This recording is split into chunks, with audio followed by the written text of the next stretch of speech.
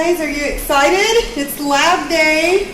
It's what we've been waiting for. So really quickly, I'm just going to review what we went over yesterday, just so it's fresh on your mind. So yesterday, we started out by talking about what the differences are between aerobic and anaerobic processes. We learned a little bit of that before. And then I gave you 5 minutes to work in your groups and complete a card sort. You guys did great with that. We had some great discussions, some good arguments over things that had both aerobic and anaerobic processes. So you guys did awesome. Then we did watch a video to have our introduction to our Winogradsky columns. We learned a little bit about the scientists behind them and what was going on there. You did a think, pair, share. You talked about 3 things you learned from the video, questions you still have, and the things that you found most interesting. And we had some great discussion with that. You guys did awesome. So now we are to today. So I like to start the lesson by defining the success criteria, what our objective is, and what it's going to take for you to be successful in this. So I'm creating a Winogradsky column to show evidence of the relationship between microbes in aerobic and anaerobic conditions. Your success criteria. I will know I mastered today's learning objective when I have successfully assembled my Winogradsky column. I have observed and recorded the changes in my lab manual. I am able to identify and explain the aerobic and anaerobic processes in my column. And I'm able to make inferences and predictions based on my observations and research. Now, we talked about this, that this is the beginning of our energy and cell processes unit, that this lab is going to take us about 8 weeks to complete. So starting out, you don't have all of the information about all of the energy processes, but as we go through this unit, you're going to learn those things. You're going to learn the vocabulary associated with this, and by the end of this lab and this unit, this is not going to look so overwhelming. Okay, you are going to be able to do this. Okay, so let's talk about lab safety. Know the safety equipment, follow instructions, don't play bad scientist, dress appropriately, leave the experiments at the lab, know what to do in case of an accident, don't taste or sniff chemicals, don't experiment on yourself, don't eat or drink in the lab, dispose of your waste properly. We know these, we go through these every time we do a lab, but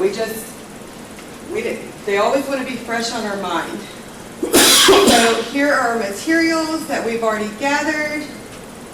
And so what we're going to be doing is we're going to be making 4 class bottles, and then you're going to be making your individual bottles. The class bottles, we have our control, which is just our sediment and pond water. We have our control where we added our calcium. We have a control where I'm just kidding. We added our calcium to this one. Only calcium. Only calcium. This one we added only sulfur. And then this one we added both sulfur and calcium.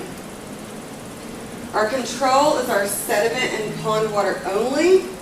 Our constant is our sediment, water, temperature, and light exposure. Our independent variables are our calcium and our sulfate, and our dependent variables are our microbes and the color changes. So first, we collected our sediment sample. Some of you brought your own 16-ounce pint jars of pond sediment from your own pond, and 16 ounces of pond water.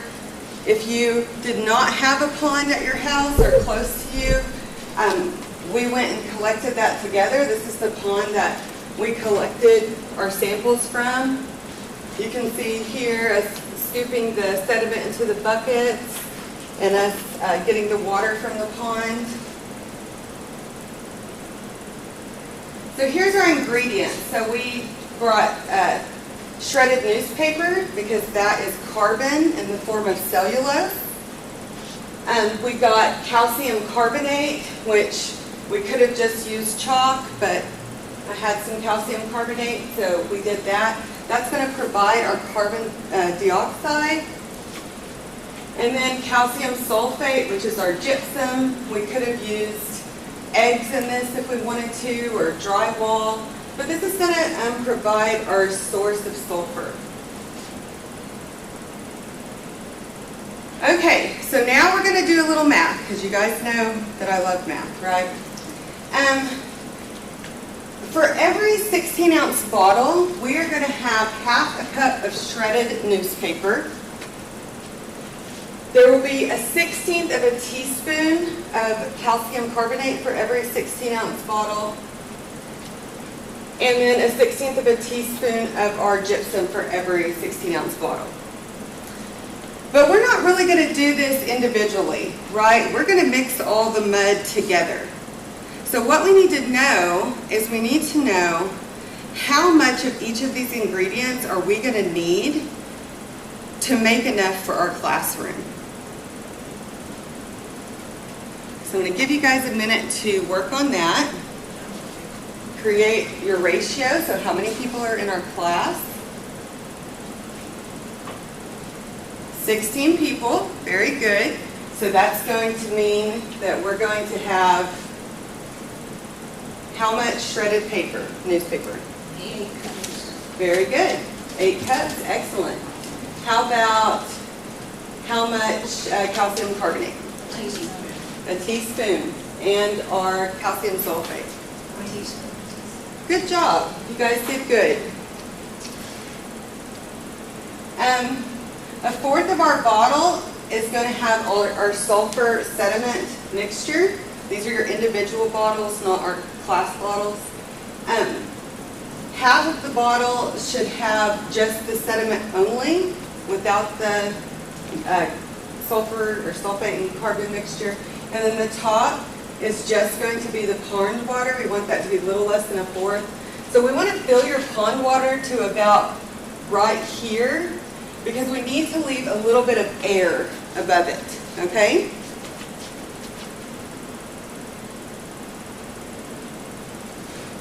When you're assembling your columns, first we're going to measure out our sediment. Okay, so if a fourth of the bottle needs to be our sulfur sediment, how much sediment is going to be in each bottle?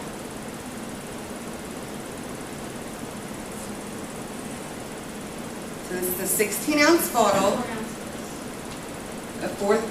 A fourth of it needs to be very good. So it's going to be 4 ounces. So a fourth of 16 would be 4.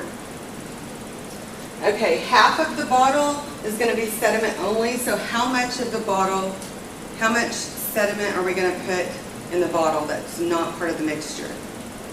8 ounces. 8 ounces, very good. I'm so proud of you guys. You really are remembering how to do your ratios. That's not always easy, even for adults. And then a little less than a fourth of the bottle should be pond water. So we know it's going to be the same, a little less than 4 ounces. And like I said, since we're using this kind of bottle, we're just going to measure it to right here where it starts to curve. Okay, assembling our columns, we're going to measure out the sediment to be mixed with the sulfur and carbon. Add the calcium carbonate, calcium sulfate in our newspaper mix, and we're going to mix it well. And guys, when you want it to be good and wet. You do not want dry mud. You want it to be very wet, first of all, so it can fit in those bottles easily. Then we're going to pour mixture into the bottles. We use some funnels for that. In this case, we took the top off of one of the bottles and made it a funnel. That was an easy way to get the mud into the bottles. So might be something you consider doing with your group, but we did provide you some funnels. Okay, after the sediment is in bottles, we're going to add plain sediment and pond water. Like I said, leave a little room above the water. And then we want to leave the lid on loosely, or we might remove and cover it with either parafilm, which is what this is, or a cling wrap. Why would we want to leave it loose? Let air in. Very good. So we'll not let air in, Let gas out. let gas out. It's going to, when we start mixing these chemicals and our microbes get in there and do their stuff, it's going to produce some gas. So we want to make sure we leave air for that. Okay, and then we're going to set in a place where it gets good sunlight for 6 to 8 weeks.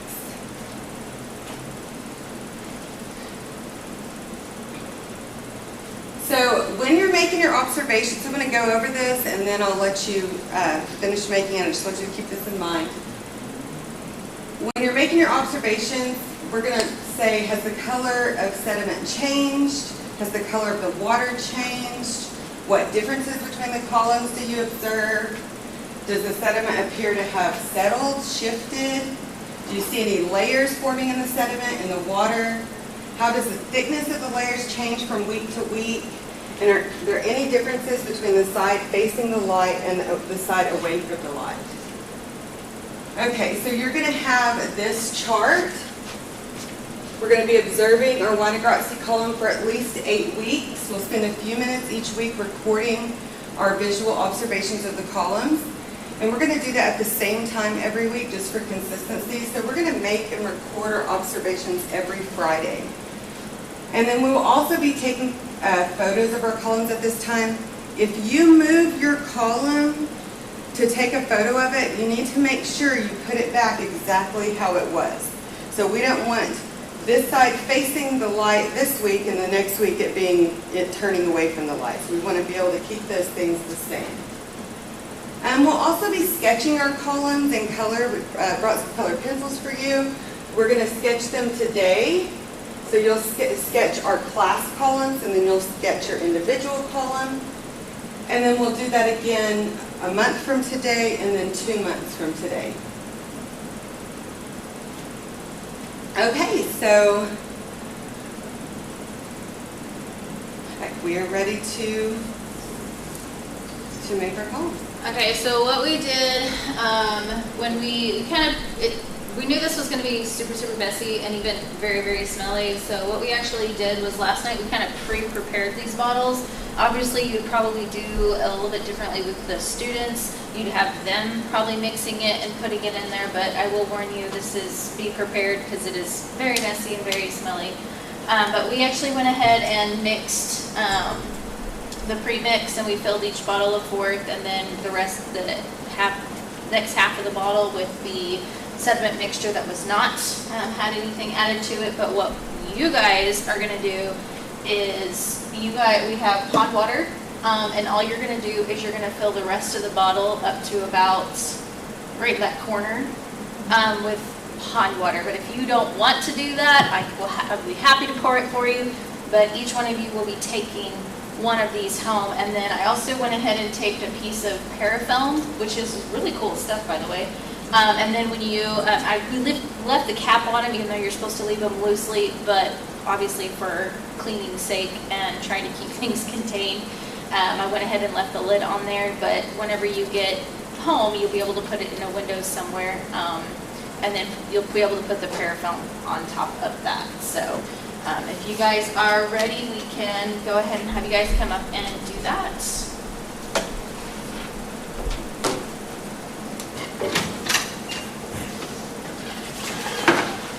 Better. Yep. So you can get that in there. Okay. It's just.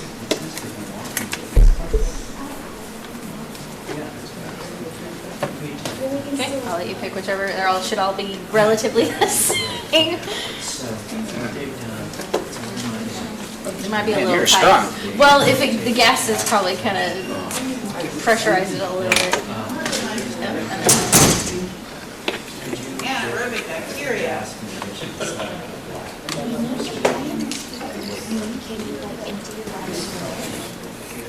Would you recommend mixing these outside? Yes, definitely.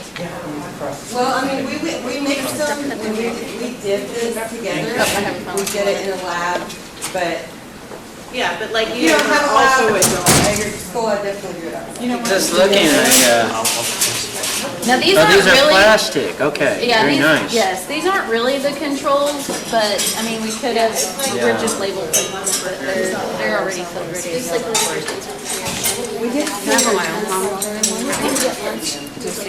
Out of the yellow box bag.